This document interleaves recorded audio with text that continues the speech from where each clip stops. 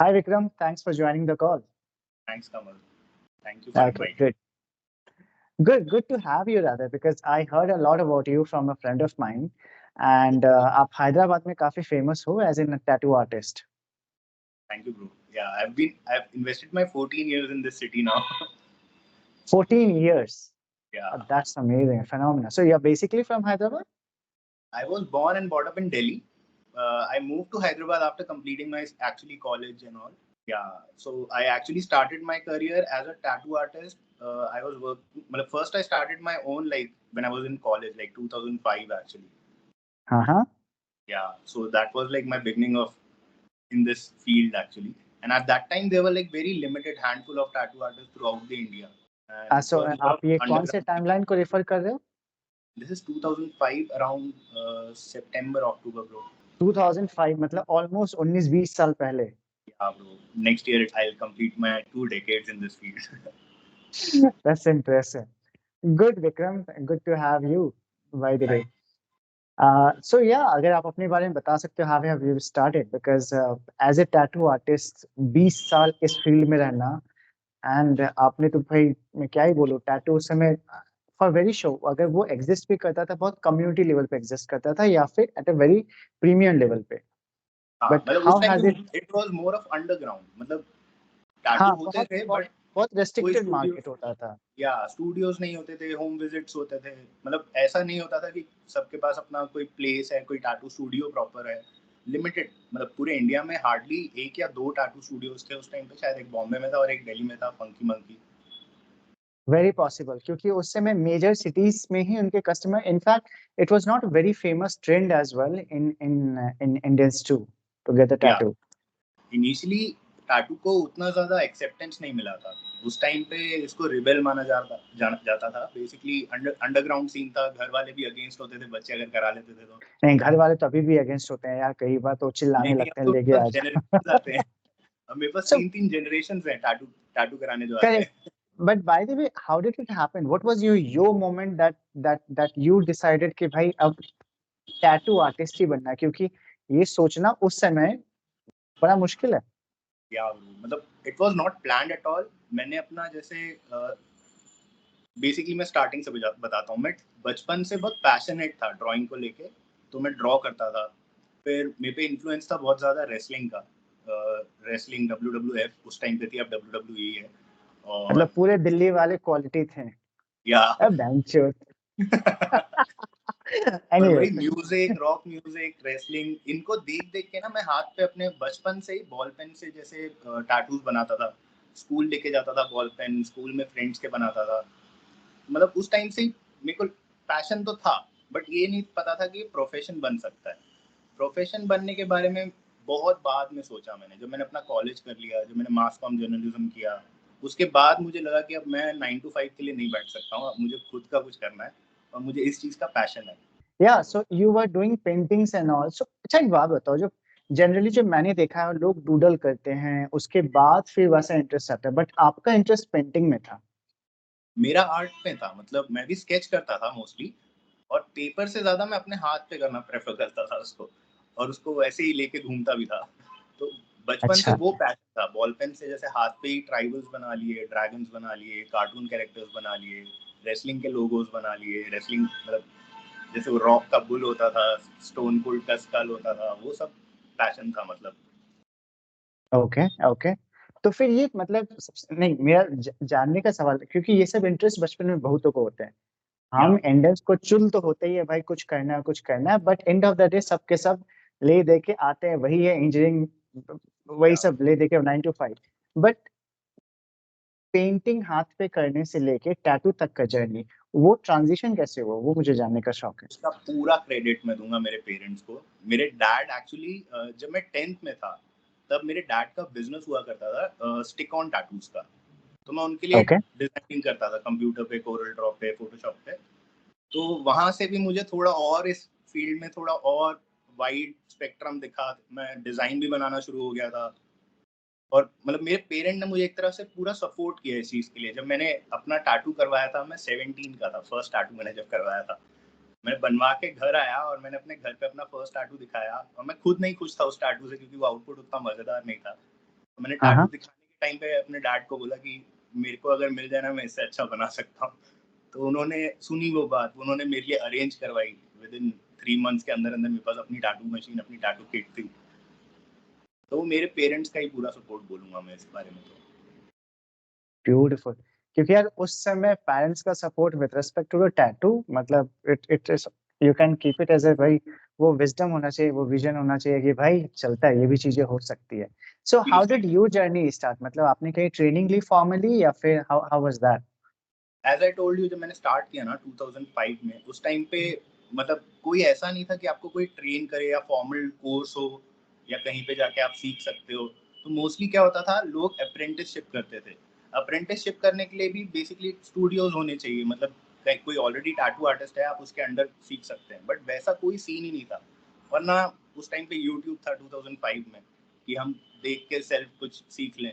पूरा एक्सपेरिमेंटल था उस टाइम पे। जब मैंने स्टार्ट किया, मशीन पे नीडल कैसे लगाना है, इंक कैसे पोर करना है, क्लीन तो कैसे उसमें करना फट है, जाती होगी यार।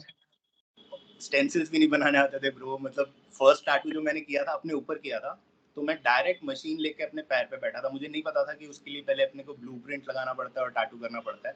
आज के टाइम में हम वैसे करते हैं बेसिकली, उससे क्या होता है ना, परफेक्शन मिलता है डिजाइन में। बट उस टाइम पे इतना आइडिया नहीं था, तो डायरेक्ट मशीन से लोग बनाना वैसा करते थे। तो उस टाइम पे बेसिकली स्ट्रगल्स थे, हमने खुद अपनी गलतियों से सीखा है।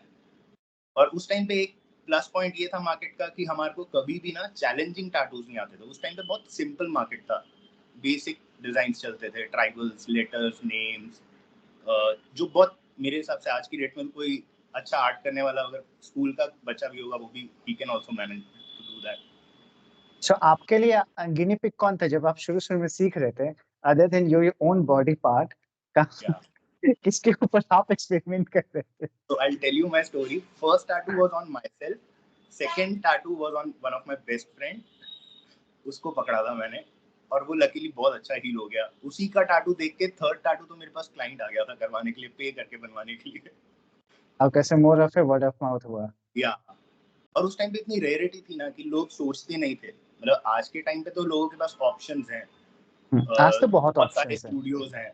बट उस टाइम पे वैसा नहीं होता था। उस टाइम पे अगर किसी को कोई चीज चाहिए और उसको मिल रही है तो वो उसी टाइम पे करवा लेता था, क्योंकि उस टाइम पे पता ही नहीं होता था कि इस सिटी में और कहीं टाटू होता भी है कि नहीं होता है, ये चीज करेक्ट। एग्जिस्ट करती है कि नहीं। नहीं, इनफैक्ट आज के भी मोमेंट पे मुझे आपका रेफरेंस मेरे एक कुलीग ने दिया था। वो भी मैं बात कर रहा हूँ वे बैक, कि she had stayed in Hyderabad, तो उन्होंने आपसे कोई टैटू बनाया। So that's how it goes. And in fact the way I connected to you, in fact I wanted to get in done one tattoo with you. There was one cover up that I wanted to do for this one, because किसी ने बहुत बुरा किया है। हाँ bro. तो वो नहीं नहीं, कवर अप्स में अब मैं स्पेशलाइज कर गया हूँ। Good good good.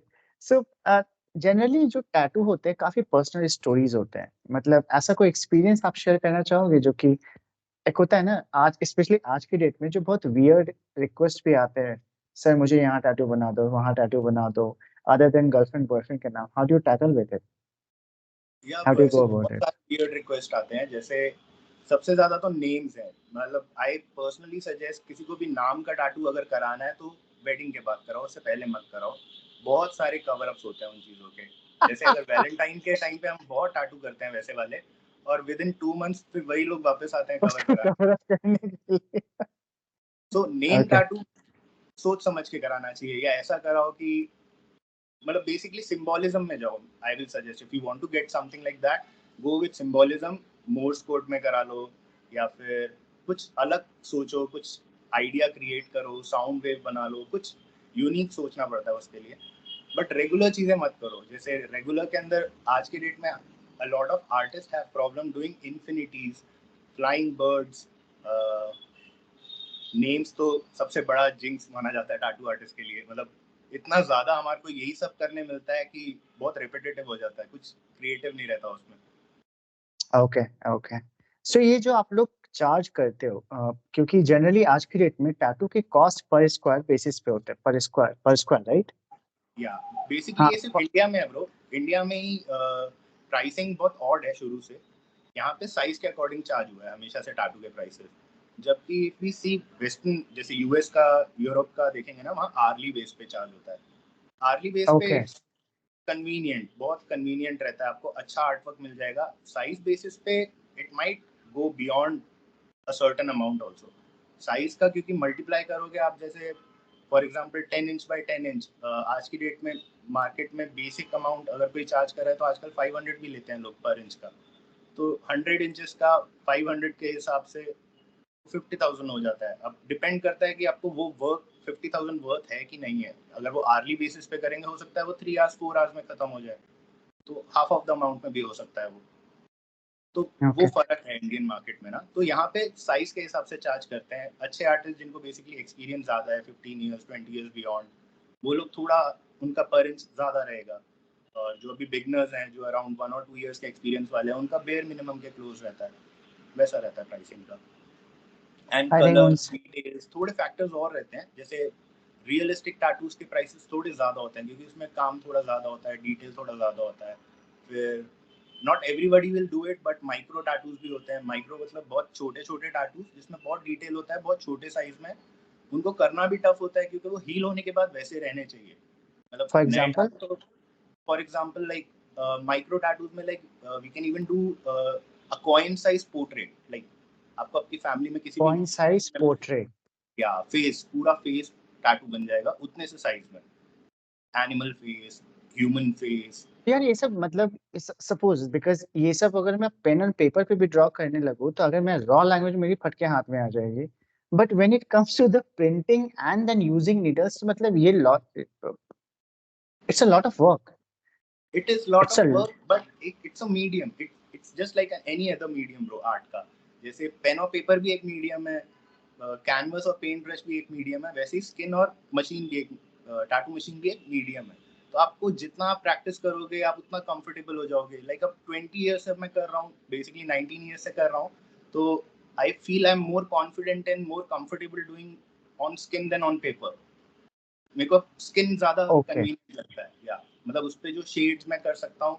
पेपर पे करने के लिए मुझे लगता है मुझे ज्यादा मेहनत करना पड़ता है। स्किन पे मेरे को वो इजी हो गया क्योंकि मैं इतना फ्रीक्वेंटली कर रहा हूँ, मेरे टेक्निक्स डेवलप हो गए हैं, मेरा अपना हैंड का मेमोरी बन गया है, हैंड फ्लो बन गया है, मसल मेमोरी है। तो वो सब बहुत काम आता है। बेसिकली एक्सपीरियंस ही मैटर करता है इस फील्ड के अंदर, क्योंकि आपको टैटू एक ऐसा, जैसे आर्ट वर्क है, बेसिकली आपको रियल आउटपुट ना उसका हील होने के बाद दिखता है। जैसे आज जो मैंने टाटू करेक्ट। बनाया है, वो उसका 1 मंथ के बाद, 2 मंथ के बाद, 1 ईयर के बाद जो लुक होगा वो आपके साथ लाइफ टाइम रहने वाला है। आज जो बना है वो थोड़ा चेंज होता है। तो बहुत सारे लोग जो बनाते हैं ना टैटू, वो ऐसा होता है कि आज बहुत अच्छा लग रहा है, बट हील होने के बाद वो अच्छा नहीं लगता क्योंकि वो बहुत फेड हो जाता है। और कुछ ओके। लोग ऐसा ऐसे टैटूज बनाते हैं जो आज थोड़े से आपको लगेंगे कि ये डार्क हैं, ये ओवर सैचुरेटेड हैं, बट वो हील होने के बाद परफेक्ट आते हैं। तो वो उनका विजन रहता है, वो उन्होंने उनके एक्सपीरियंस से उन्होंने सीखा है कि थोड़ा डार्क अभी से ही रखेंगे तो हील होने के बाद वो रिटेन करता है। ओके। तो ये टैटू भी कई बार होता है ना, स्किन बाय स्किन डिफर करता है, right? Yes, every skin type is different, every body part, एक ह्यूमन के बॉडी डिफरेंट बॉडी पार्ट पे भी स्किन अलग रहेगा। मतलब तो मल्टीपल। ये सारे एनालिसिस क्या आप लोगों को कहीं मतलब ओनली विथ एक्सपीरियंस आता है, या फिर वो एक मैकेनिज्म होता होगा, राइट? और is it like only you learn with the experience, is it? Mostly is with experience. बाकी आज के टाइम पे आपको बहुत सारा नॉलेज मिलता है, जैसे यूट्यूब है, या आप किसी आर्टिस्ट के पास ट्रेनिंग ले रहे हो या अप्रेंटिसशिप ले रहे हो। आजकल तो बेसिकली आप इस पे भी क्या बोलते हैं, एआई पे भी टाइप करोगे तो आधा नॉलेज तो वहाँ पे भी मिल जाएगा आपको इसके बारे में। अब बहुत इजी हो गया, अब नॉलेज मतलब बहुत रीचेबल है, हर एक के रीच में है। अच्छा, बाय स्किन। द वे, बहुत सारे ऐसे ऐसे स्टोरीज भी आए हैं इस पे विद रिस्पेक्ट टू कि टैटू के गलत यूसेज से बहुत सारे मिसहैपन भी होते हैं। मैं वो वर्ड नहीं यूज करना चाहता हूँ as in terms of, but misshapen is the right word. तो या उस वो सब कैसे होता है, अगर थोड़ा सा आइडिया दे, क्योंकि कई बार होते हैं लोग लोग डरते हैं कि भाई नीडल को लेके, इंक को लेके, व्हाट यू से, एंड या आई गेस नीडल और ink, they are these are the two major factor. But अगर मैं एज ए यूजर जा रहा हूँ तो मुझे तो वो पता नहीं है, मैं the maximum I can claim for is the needle, कि वो या नया है कि नहीं। But when it comes to the ink, वो मैं कैसे वेरीफाई करूँ? सी इसके अंदर ना वेरीफाई करने के लिए थोड़े से फैक्टर्स होते हैं। अब जैसे अगर आप किसी ऐसे स्टूडियो में जा रहे हो जहाँ प्राइस की स्टार्टिंग ही बहुत कम है, तो वो क्वालिटी वाइज चीजें थोड़ी लाइट यूज कर रहे हैं. I'm not saying that they're using used needles. I'm saying that they're using new needles, but those might be a little cheaper than the quality ones. Okay. हाँ, तो वो फर्क आता है. Same with the pigments. Pigment भी वो थोड़ा cheaper वाला यूज करेंगे. अब इस फील्ड के अंदर बेसिकली आपको पिगमेंट ही है जो आपकी स्किन में इतने साल रहने वाला है. उसी से आपका टैटू अच्छा दिखने वाला है. तो I believe every artist should invest in good pigments, good organic pigments. अच्छे ब्रांड्स हैं बाहर के, यूएस के, जैसे इटर्नल, इंटेंस. ये ब्रांड्स ऑर्गेनिक हैं, सेफ हैं, वीगन हैं. तो ये ब्रांड्स अगर यूज करोगे तो इनमें कंप्लेंट्स बहुत ना के बराबर है. सी, नॉर्मल इन्फेक्शन होने के बहुत सारे फैक्टर्स हैं. जरूरी नहीं कि वो टैटू की नीडल से हो या फिर पिगमेंट से हो. वो टैटू के केयर के टाइम पे भी होता है. If we wash our tattoo with a regular tap water, तो we don't know what kind of contaminants उस पानी के अंदर है. तो जब हम वो उस पानी से टैटू को वॉश करते हैं तो भी इन्फेक्शन होने के चांसेस है. तो व्हाट आई सजेस्ट, जब आप टैटू का केयर करते हो ना, उस टाइम पे भी थोड़ा सा एक्सेसिव केयर करो. जैसे use drinking water instead of tap water, like Aquaguard. उसका पानी यूज कुछ करो. दिन के लिए से जब आगे टैटू का, खत्म हाँ, होता है. बेसिकली 6-7 डेज तक, जब तक टैटू आपका वूंड हील नहीं हो जाता, तब तक थोड़ा सा केयरफुल रहना अच्छा रहता है. सनलाइट से प्रोटेक्ट करो. 1 मंथ सनलाइट मत लगने दो टैटू को, तो पिगमेंट्स अच्छे सेटल होंगे. आपका स्किन जो वापस एपिडर्मिस आ रहा है वो भी अच्छे से ग्रो कर जाएगा. अच्छे से मॉइस्चराइज रखो टैटू स्किन को. तो ये थोड़े फैक्टर्स हैं. अगर लोग केयर भी अच्छा करें तो भी अच्छा हील होता है. और जो आप कह रहे हो, जो एकदम हे वायर जाते हैं टैटूज, एकदम खराब हो जाते हैं टैटूज, उसके अंदर बहुत सारे फैक्टर्स हैं. मोस्टली है आर्टिस्ट इमेच्योर होना. सबसे बड़ा फैक्टर होगा वो इमेच्योर होगा. बहुत से लोग बोलते हैं मेरा फ्रेंड बना देगा, कम में बना देगा. वो वाला फैक्टर आ जाता है. अगर आपको किसी का हील्ड वर्क नहीं देखा आपने, हील्ड वर्क मतलब 1-2 साल पुराना अगर आप किसी का टैटू देखो, आपको वो अच्छा लगना चाहिए. तब आपको टैटू कराने का उस आर्टिस्ट पे जाना चाहिए. आई ओके. Believe this. मतलब तब आप एक्चुअली जज कर सकते हो किसी के काम को. अगर आप फ्रेश टैटू देख रहे हो, पता नहीं वो 1 महीने के बाद कैसा दिखने वाला है, तो वो चेंज हो जाएगा. तो आपका डिसीजन उस फ्रेश टैटू के ऊपर है, जो कि परमानेंट नहीं है.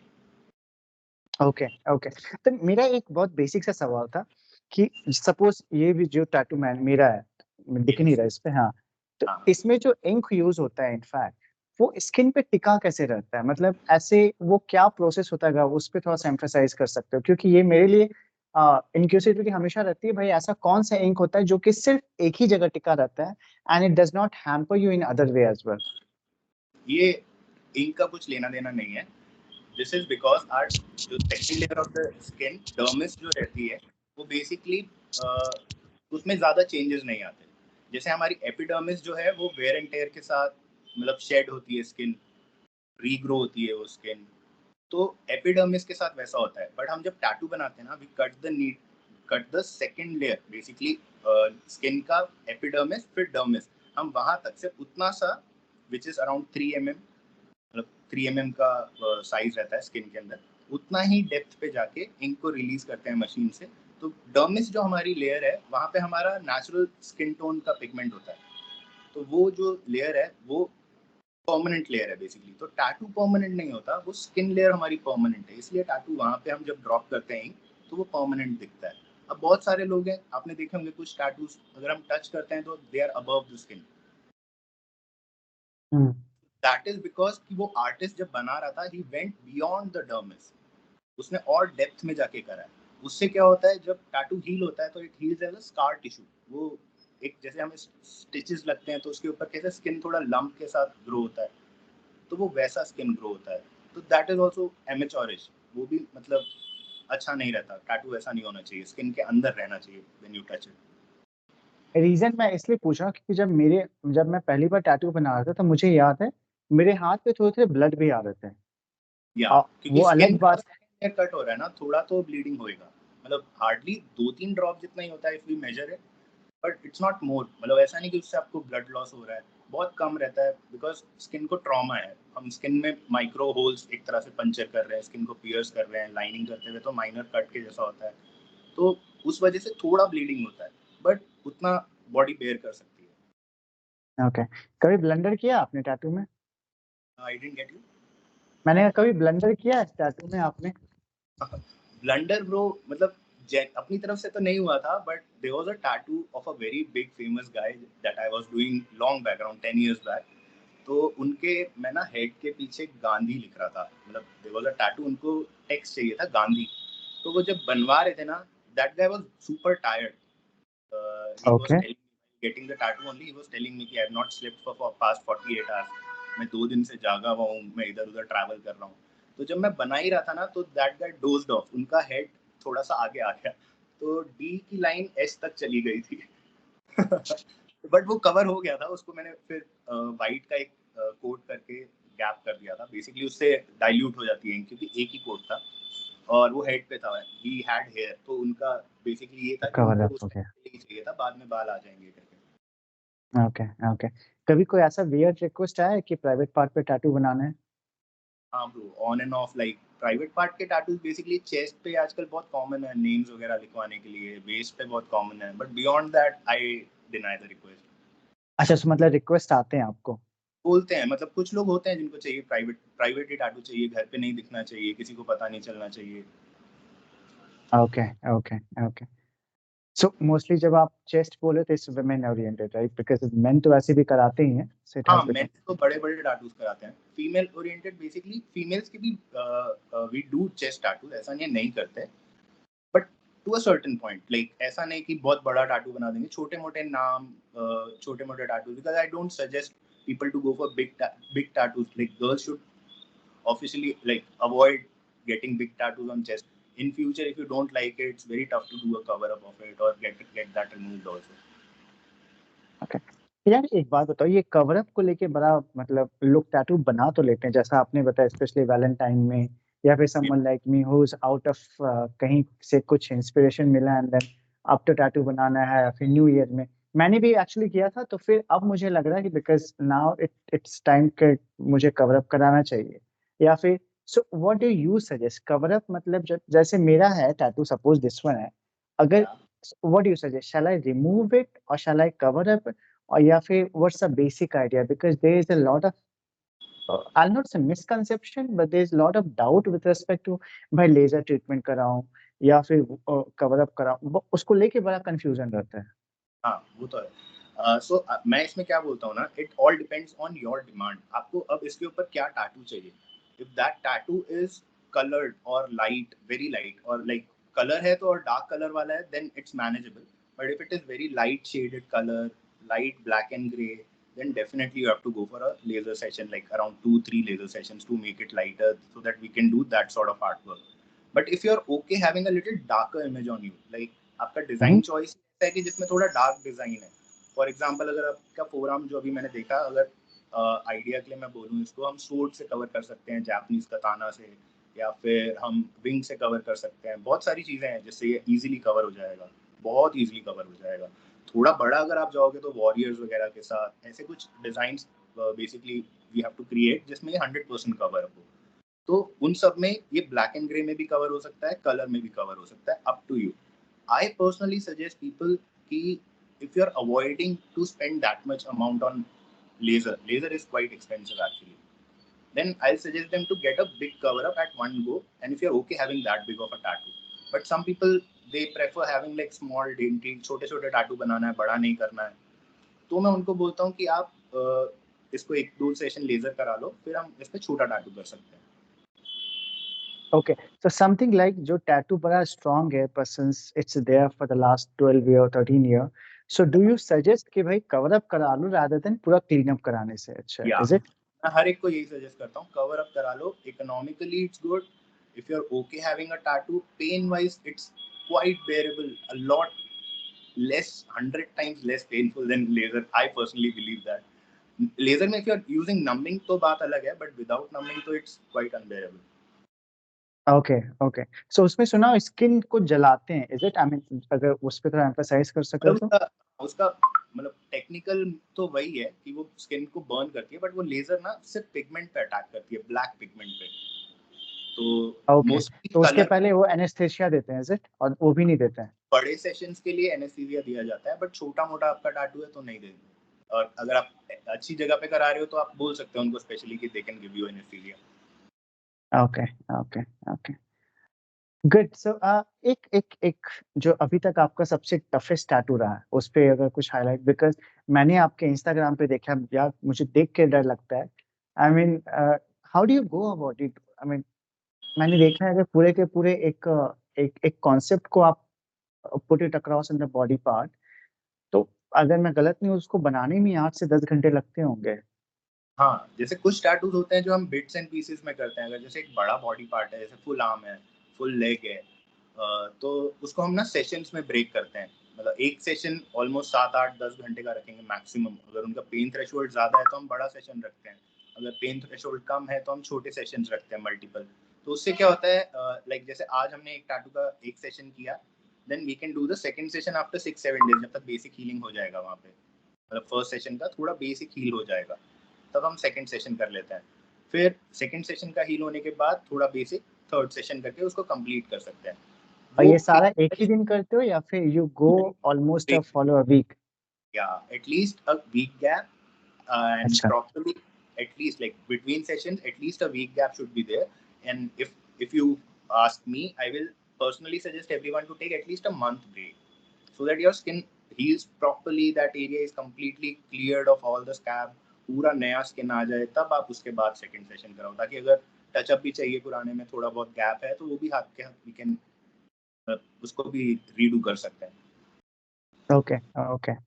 But it takes time. वो एक सेशन वाले जो रहते हैं वो मैक्सिमम 6-7 आवर्स के टैटूज रहेंगे, जैसे 10 आवर्स भी रहेंगे, बट जैसे एक फोर आर्म होगा, आउटर फोर आर्म होगा, या सिर्फ बाइसेप होगा, फुल आर्म करने के लिए अराउंड 3-4 सेशंस हो जाएंगे। तो सपोज अगर आपने एक सेक्शन किया, ठीक है, और आपने बताया सेट में करते हो, पूरा मंथ ऑफ टाइम रहता है, ऐसा नहीं होता दोनों के शेड्स अलग होते हैं? सपोज आज जो मैंने कराया for one section and then I am coming after a week of time, so दोनों के शेड्स थोड़े बहुत डिफरेंस नहीं होते एज सच इन टर्म्स आपको ऑफ? इजी लगेगा जब तक पूरा हील नहीं होएगा। आपको जब तक ओके। टैटू पूरा हील नहीं होएगा तब तक थोड़ा स्लाइट डिफरेंस दिखेगा 10% के जितना। बट जैसे ही टैटू पूरा हील हो जाएगा, अगर artist same same pigment use कर रहा है तो सेम हील होगा, कोई चेंजेस नहीं आएंगे। एंड यही बात, जैसे अगर आपके टैटू पे जैसे माइनर वूंड आ जाती है, आज नहीं, आपने टैटू कराया, आफ्टर 5 इयर्स उस पर एक माइनर वूंड आ गई, उतने एरिया में से पिगमेंट चला गया, अगर आप कहीं पे बेसिकली उसी आर्टिस्ट के पास जाके उसी ब्रांड के पिगमेंट से उसको रीटच करा लेते हैं, तो आई थिंक वो हील भी परफेक्ट वैसा ही होगा, मतलब उसमें चेंजेस नहीं आते हैं। ये मैंने करा है, बहुत सारे अपने टैटूज में करा है। जैसे कुछ लोगों को जैसे बर्न आ जाता है टैटू के ऊपर, किचन में काम करते हुए छोटा सा ऑयल ड्रॉप गिरा और बर्न हो गया, तो उसको उतने से एरिया को टच कर देते हैं। You can't even tell after like 1 or 2 months. It will take 1 or 2 months again for that much part to heal. But उसके बाद आपको लगेगा नहीं कि हमने उसको कुछ ठीक किया है, वो सेम वैसा ही हो जाएगा जैसा था। और दूसरा एक ये भी सवाल था कि मैंने काफी ज्यादा ट्रेंड देखा है विद रिस्पेक्ट टू, अगर कहीं बॉडी पार्ट बर्न हो गया या फिर कुछ Yeah, स्किन में खराबी हो गई, तो उसके ऊपर people prefer to get a tattoo. Do yeah. You suggest that? Doctors, even dermatologists suggest like that is a convenient option. Like rather than going for grafting वगैरह कराना, उसमें ज़्यादा पेन होता है, ज़्यादा एक्सपेंस होता है, आपको दूसरे बॉडी पार्ट पे स्कार आ जाएगा। तो उससे अच्छा है कि आप टैटू से कवर कर लो। जैसे मैंने बहुत सारे around scar cover up, surgery scars cover up और बर्न कवर अप, जो बहुत एक्सटेंसिव बर्न्स थे बेसिकली, वैसे भी कवर अप किए। बट हम उन सबको हील होने के बाद ही कर सकते हैं। पहले हमें वेट करना होता है कि वो हाँ, ऑफ वो कोर्स। उसके लिए प्रॉपर वेट होना चाहिए, प्रॉपर। कभी भी जल्दबाजी मत करो इस चीज के लिए, पूरा हील होगा तो ही टैटू अच्छा बनेगा स्किन पे।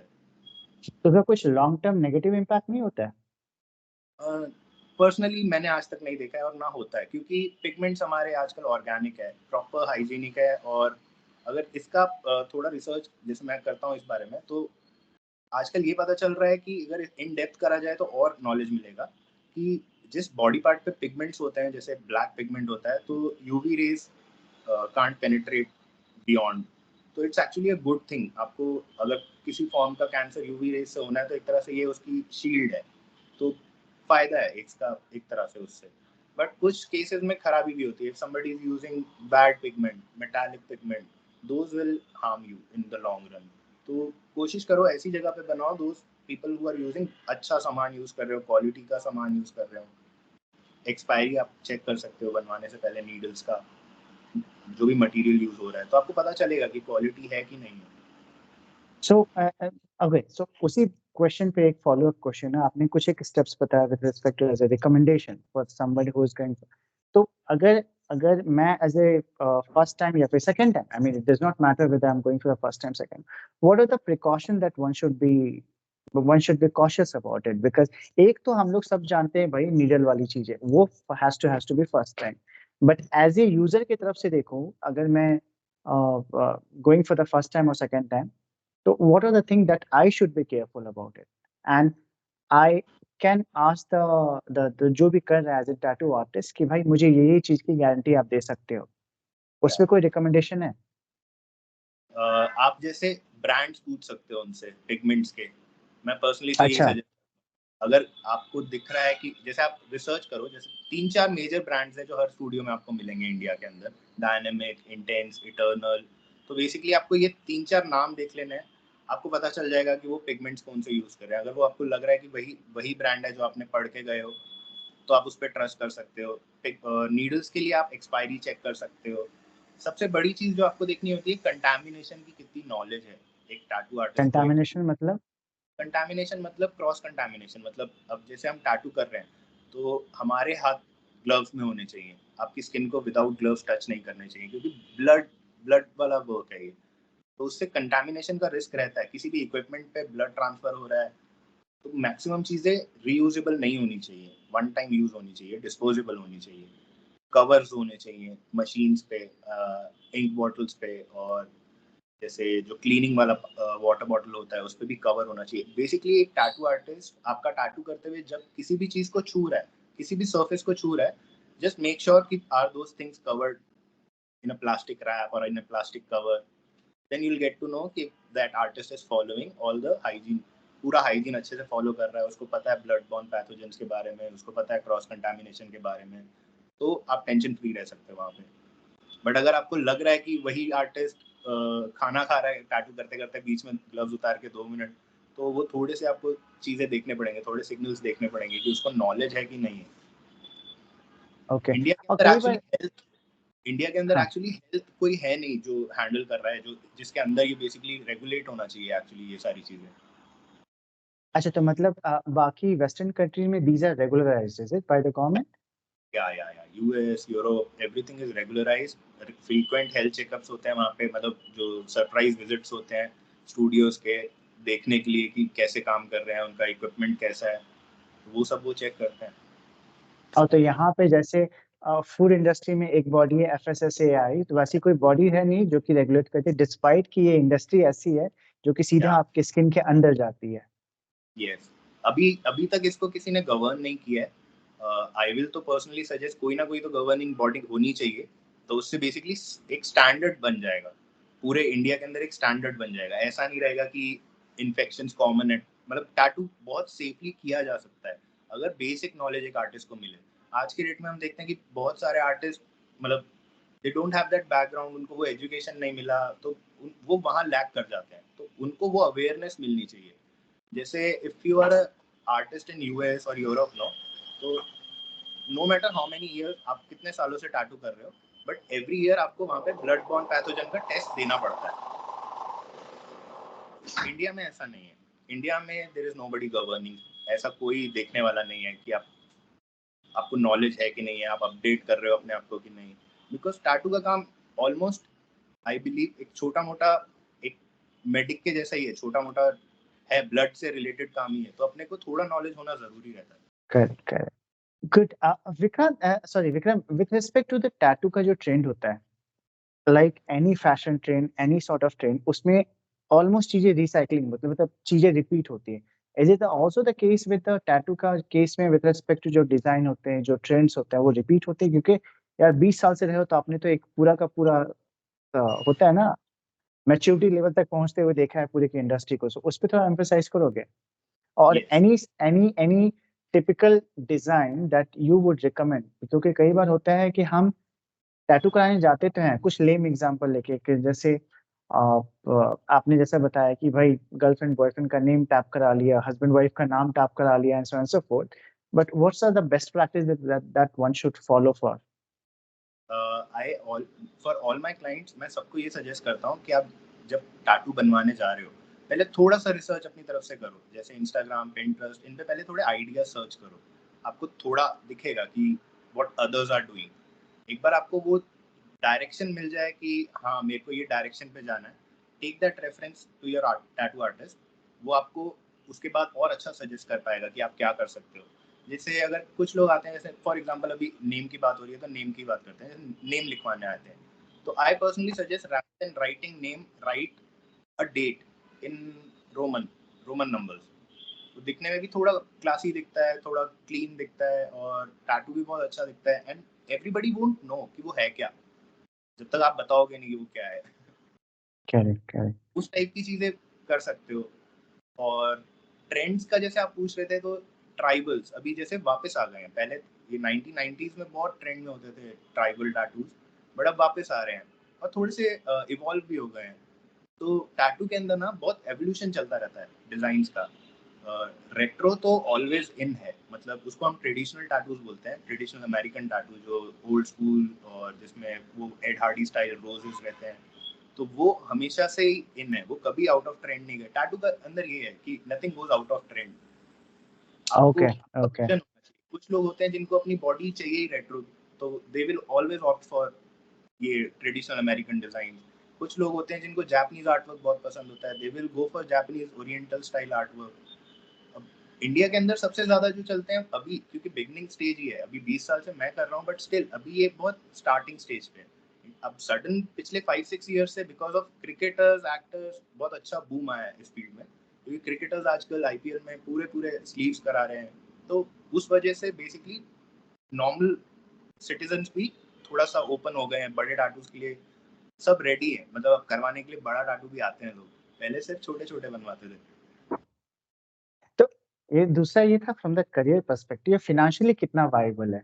क्योंकि चलो आप 20 साल से हो, आपकी रोजी-रोटी पूरी की पूरी टैटू है, वो स्टूडियो पे चलती है।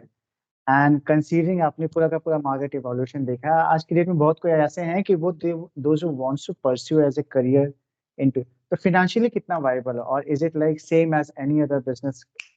चल गया तो चल गया, नहीं तो नाउ बिकॉज अब इतना कॉमन हो गया है, मतलब अब मैं कंपेयर करूं 2005 से और अभी तक, 2005 में पूरे इंडिया में शायद 50 टैटू आर्टिस्ट थे टोटल पूरे इंडिया में, मतलब ऑल स्टेट्स कंबाइंड। और आज के डेट में आई कैन से कि अभी जिधर मैं बैठा हूँ उस पूरी स्ट्रीट में ही अगर मैं देख लूँ तो ऑलमोस्ट उसके हाफ तो निकल आएंगे। तो अब उतना बेसिकली स्प्रेड हो गया है, तो स्प्रेड होने से क्या होता है ना, बिजनेस भी डिवाइड होता है। अब उसमें क्या मैटर करेगा कि आपकी एक्सपर्टीज क्या है। तो पहले क्या होता था कि people will just walk into any studio and get whatever they want. अब ऐसा नहीं है। अब नाउ पीपल हैव चॉइसेस। अब जैसे उनको पता है कि कोई आर्टिस्ट ये काम में अच्छा है और उनको वो काम कराना है, तो वो स्पेसिफिकली उसके पास जा सकते हैं वो कराने। और अगर नेक्स्ट टाइम उनको कुछ और स्टाइल का आर्टवर्क पसंद है, जैसे रियलिस्टिक पसंद है, तो दूसरे आर्टिस्ट के पास जा सकते हैं नेक्स्ट टाइम कराने के लिए टाटू। अब ये वाला डिवीजन हो गया वर्क का। अब बेसिकली वैसा नहीं रहा कि, और फाइनेंशियली ये वायबल है। If you are good at your work at any other field, this is financially viable. Expenses आपको मैनेज करने पड़ते हैं, जैसे हर फील्ड में आपको करने पड़ते हैं, बट इसके अंदर like compare to other field I believe कि इसके अंदर other sort of expenses are there, like marketing and all is there. So financially it's viable actually, like अच्छा, कोई बात नहीं। So with respect to the tattoo के जो colours होते हैं, generally it's black and white, not not sorry black and white, rather just black. So, but there is also has been changes happen with respect to color tattoo. yeah. ठीक है, तो काफी सारे रंग बिरंग, I'll not say रंग बिरंगे, but उसमें से भी कई सारे बट यार प्रोमिनेंट बहुत कलर्स होते हैं। अब कलर टैटूज का भी ट्रेंड आ गया। आप जैसे कह रहे थे ब्लैक एंड व्हाइट, व्हाइट भी एज अ कलर है। व्हाइट टैटूज का भी ट्रेंड आया था, but I won't personally suggest anybody to go for that, वो फेड हो जाते हैं बहुत ड्रास्टिकली। कलरफुल टैटूज का भी ट्रेंड है एक्चुअली ना। अब कलर्स का ज्यादा ट्रेंड है compare to black and grey. Like reason females, उसके पीछे? लाइक अभी जैसे मैं अपने स्टूडियो का रेशियो देखता हूँ ना, तो in a month what ever clients I get no, तो 60% ratio is mostly female and 40% ratio is male. तो females mostly opt for a colour tattoo. So that is the reason, like colour tattoo ज्यादा बन रहे हैं। Okay, okay, black and grey normally even males opt for colour also, but black and grey एक तरह से ज्यादा mails कराना prefer करते हैं। ओके। क्योंकि मैंने जितना देखा है प्रोमिनेंट ब्लैक ही दिखता है, बट हाँ, एज यू सेड मैंने देखा है कुछ एक कलर भी पिकअप कर रहे हैं ग्रेजुअली। सो ऐसा कोई रिवॉर्डिंग एक्सपीरियंस शेयर कर सकते हो जिसको बना के you you yourself feel like wow, ऐसा कुछ रिवॉर्डिंग एक्सपीरियंस है आपका so far? I am sure there must be many but या बिकॉज देयर आर। मैंने आपके कुछ एक टैटू देखे हैं, हमारा दिमाग उड़ जाता है यार, ये बंदा मतलब इसको मुझे अगर एआई से भी बोले तो प्रोबब्ली मेरे लिए मुश्किल हो जाएगा टू मेक दैट प्रॉम्प्ट। तो any rewarding experience that you wanted to share? For a tattoo artist, no, I believe when a client feels emotionally वो कनेक्ट उनको फील होता है टैटू के साथ, जब वो इमोशनल हो जाते हैं वो टैटू को देखने के बाद, जब उनकी फैमिली का रिस्पॉन्स आपको वहाँ पे खड़े होकर देखने मिलता है टैटू बनने के बाद, ये मोस्टली होता That's है। that's very अ, ये मोस्टली होता है अगर आप कुछ फैमिली रिलेटेड टैटू कर रहे हो या मेमोरियल टैटू good. कर रहे हो किसी मेमोरी में, तो वो टैटूज के साथ जब आप वो एक्सपीरियंस करते हो, खुद बनाते हो और वो बात सुनते हो क्लाइंट से, वो मेमोरीज शेयर करते हो उस पर्सन की, या पेट मेमोरियल टैटूज भी लोग बनवाते हैं, तो वो पेट के लिए कितना प्यार दिखता है, तो वो चीज़ें हैं जो मुझे ऐसा लगता है कि हाँ मैंने आज कुछ अच्छा किया, मैंने किसी इंसान को ऐसी चीज़ दी जिसकी उसको बहुत ज़्यादा कदर है एक्चुअली।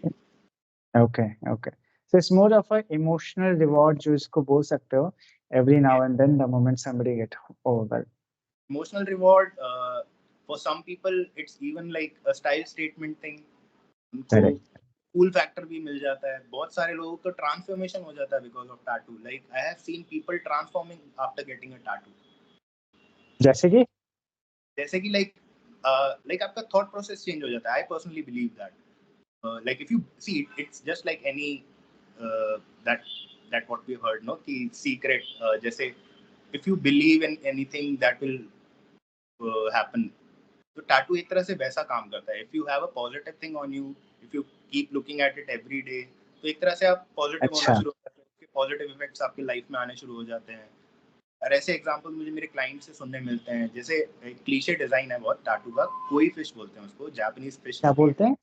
कोई फिश, कोई जापानीज फिश रहती है कोई एक्चुअली। फिश, ओके, या so for that fish no, it is believe कि that brings you a like good luck, वो आपको गुड लक ओके, लाती है। Okay, so one of client got that tattoo and वो बहुत टाइम से try कर रहे थे कि उनका वीजा लग जाए दूसरी कंट्री का, तो शायद लग नहीं रहा था।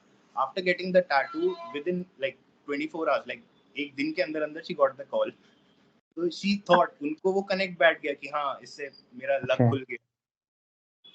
Okay, okay. So it's all about believing actually. Yeah, that of course because that also reflects with आपने बहुत अच्छा हाईलाइट किया, जब आप डेली देखते रहते हो तो शायद से it does impact. So any piece of suggestion that you would like to propose with respect to anybody जो कि टैटू में एज ए करियर बनाना चाहता है? Yes, I will suggest learn now because it's too competitive. Already so many tattoo artists are there. I will suggest learn from a place, किसी के under आप apprenticeship करो, सीखो उनसे टिप्स एंड ट्रिक्स, बिकॉज अगर आप उनका एक्सपीरियंस शेयर करोगे, वो आपको अपना एक्सपीरियंस देंगे, तो it will be easy for you to grasp on it.